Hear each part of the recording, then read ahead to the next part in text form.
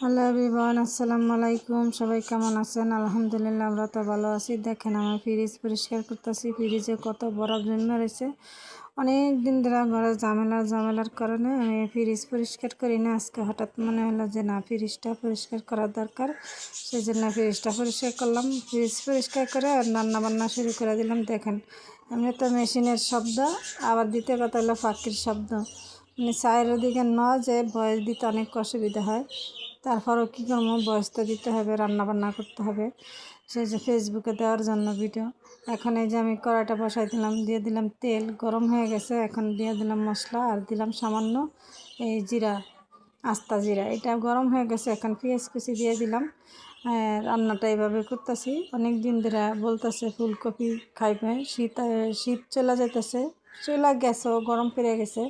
দ্বিতীয় কথা, আবার এই যে রমজান মাস আসা পড়ছে। রমজান মাসে তো অত রান্না করা হয় না, খাওয়া হয় না, আবিজাবি খাওয়া কম হয়।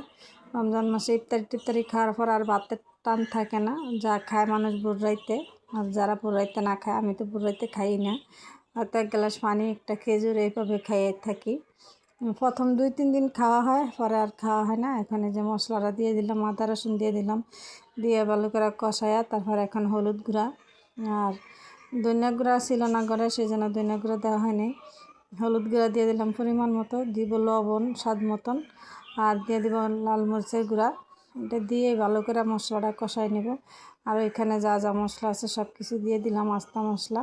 এখন সুন্দর মতন মশলাটা কষায়া তারপর মাংস আনছে, অর্ধেকটা রেখে দিছি, আর অর্ধেকটা কিছু মাংস আর মিনিট করে রেখে দিছি ডিপে, রমজানের লেগা মশলাটা মাখায়া তারপর ফ্রিজে রেখে দিছি। কিছু কাবাবও বানায় রাখছি। আর এখানে যে আমি ইয়াটা বসাইলাম, মশলাটা কষানো হয়ে গেছে। এখন মাংসটা দিয়ে দিব। মাংসটা দিয়ে রান্না করবো। আর আজকে রান্না করতেছে আমার শাশুড়ি মা, সেই জন্য রান্নাঘরে যাওয়া হয়নি, আমি যাইনি। দিয়ে দেওয়া পরিষ্কার করে রান্নাটা দিয়ে আসছি। উনি রান্না করতেছে, হাঁসের মাংস রান্না করবে, আর রান্না করবে সাথে বোনা খিচুড়ি রান্না করবে, বানাবে আলু ভর্তা আর বেগুন ভাজি। উনি রান্না করতেছে, সেই জন্য আমি আর রান্নাঘরে যাইনি।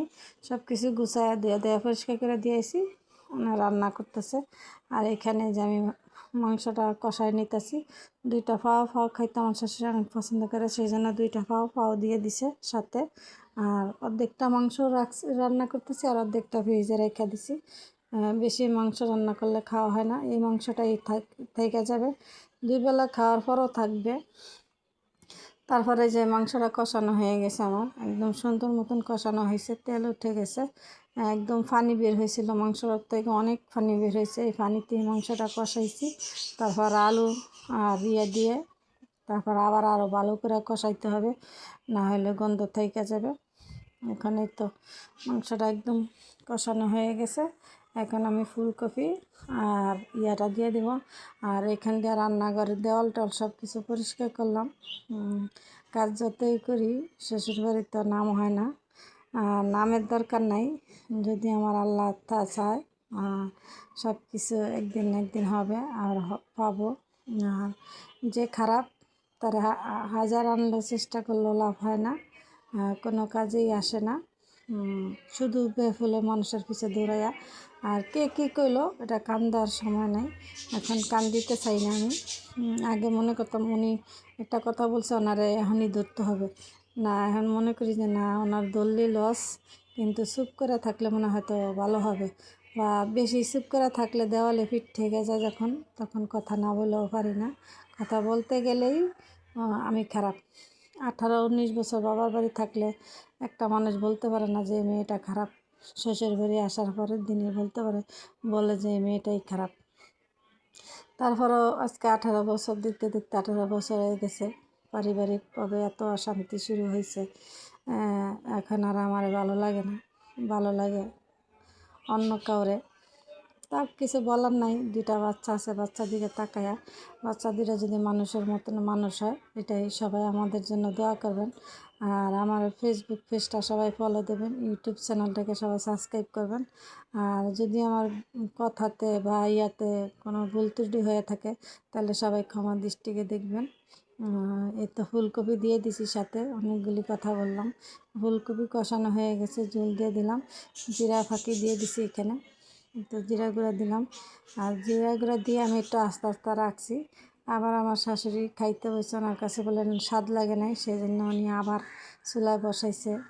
তারপর আবার জিরা গুঁড়া করে জিরা গুঁড়া করে আবার দিছে। থাক দেখ ওনার মতো করে। আমি রান্না আমার ইদানিং ধরে আমি রান্না করলে উনি পছন্দ করতেছে না, সেই জন্য উনি আবার রান্নাটারে আবার রান্না করে আবার মশলা দেন। দেখেন আমি কত জিরা ফাঁকি দিলাম, তারপরে উনি বলতেছে যে জিরা গুঁড়া আমি দিইনি, সেই জন্য আবার জিরা গুঁড়া করে জিরা দিল। দেখ সমস্যা নেই, রান্না আমার হাতের রান্না ভালো নাই লাগতে পারে, আমারও ভালো লাগে না, তার আমার হাতের রান্না কীভাবে ভালো লাগবে সেটা তো বুঝতে হবে, সেই জন্য কিছু বলিনি, চুপ করে দিলাম। দেখি সবাই ভালো থাকবেন, সুস্থ থাকবেন, আমাদের জন্য দোয়া করবেন। দেখা হবে নতুন একটা ভিডিওর সাথে। আসসালামু আলাইকুম।